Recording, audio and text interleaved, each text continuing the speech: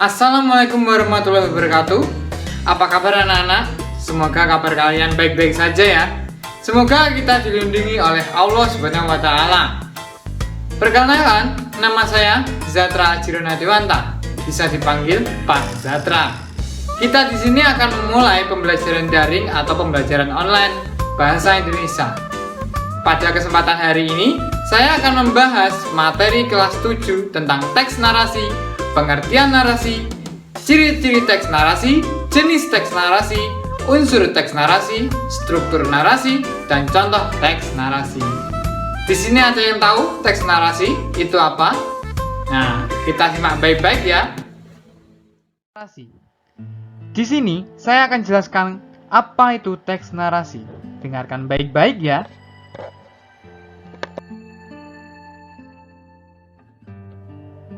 Pengertian teks narasi. Pengertian teks narasi adalah suatu jenis teks yang berupa cerita khayalan, kisah nyata yang direkayasa, atau dongeng yang memiliki rangkaian peristiwa kronologis yang saling terhubung dan bertujuan untuk menghibur pembaca. Ciri-ciri teks narasi. Ciri-ciri teks narasi terbagi menjadi 4, yaitu: pertama, menonjolkan unsur perbuatan atau tindakan dirangkai dalam urutan waktu. Yang kedua, ada konfiks, menggunakan kata ulang. Yang ketiga, ada unsur tempat, suasana, pelaku, dan waktu, menguraikan atau memisahkan suatu peristiwa. Yang keempat, membangun alur dan mengutamakan faktor. Jenis teks narasi. Apakah itu jenis teks narasi? Jenis teks narasi adalah sebagai berikut, yaitu dongeng, misteri, cerita ilmiah, romantis, horor, fabel, legenda, sejarah, kisah nyata, dan lain sebagainya.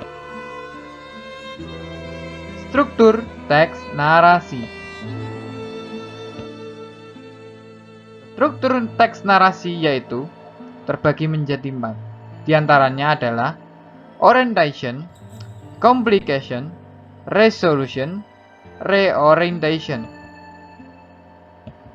Yang pertama, orientation, yaitu berisi tentang siapa, kapan, di mana suatu cerita ditetapkan. Yang kedua, complication, menceritakan awal masalah yang menyebabkan puncak masalah atau yang bisa disebut dengan klimaks.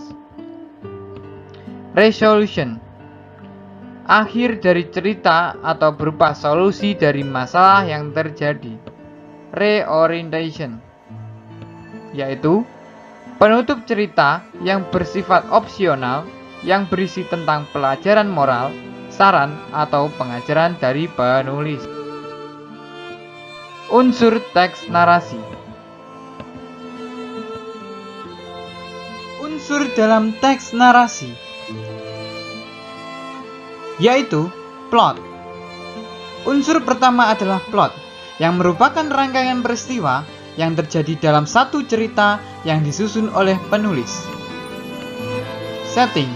Unsur selanjutnya adalah setting, yakni pengaturan atau penentuan tempat dan waktu kejadian dari cerita yang ditulis oleh penulis narasi. Karakter. Unsur ketiga dalam teks narasi adalah karakter, yakni orang-orang atau semua orang dan tokoh yang masuk di dalam cerita. Semua karakter yang disebutkan dan dimasukkan ke dalam cerita akan menggerakkan plot, dipengaruhi oleh plot, dan bisa juga hanya menjadi penonton plot tersebut. Konflik. Unsur berikutnya adalah konflik, yaitu suatu masalah yang harus dan sedang dalam proses penyelesaian oleh semua karakter yang dilibatkan dalam cerita konflik. Ini penting untuk membangun plot yang tidak hanya datar, namun juga menegangkan, sekaligus mampu membangun ketegangan naik turun selama dibaca. Tema. Unsur terakhir adalah tema, dan disebut sebagai unsur yang paling tidak eksplisit. Tema ini merupakan jenis dan jalan cerita seperti apa yang dituangkan penulis sekaligus bentuk moral dan amanat apa yang akan dipaparkan penulis dalam tulisan narasinya.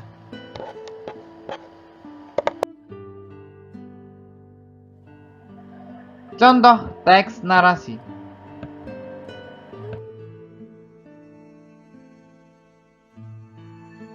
Contoh teks narasi ekspositoris. Di antaranya adalah: beternak bebek tidaklah sesulit yang dibayangkan orang-orang. Untuk para peternak baru, tidak perlu berpikir susah dulu. Lakukan dengan pelan tapi pasti. Langkah pertama yang harus dilakukan adalah membuat kandang bebek sesuai dengan kebutuhan. Pembuatan kandang bebek sebaiknya diberi lampu untuk menjaga kehangatan suhu bebek. Setelah itu, beli bebek jantan setidaknya 2 ekor dan betinanya 6 ekor. Beri bebek-bebek makan secara teratur, rutin membersihkan kandang agar bebek tetap sehat. Dengan langkah-langkah kecil tadi, dijamin usaha ternak bebek kamu akan terus berkembang. Terima kasih.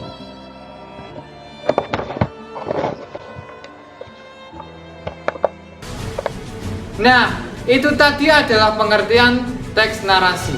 Bagaimana? Kalian semuanya paham? Semoga kalian semuanya paham. Mudah kan?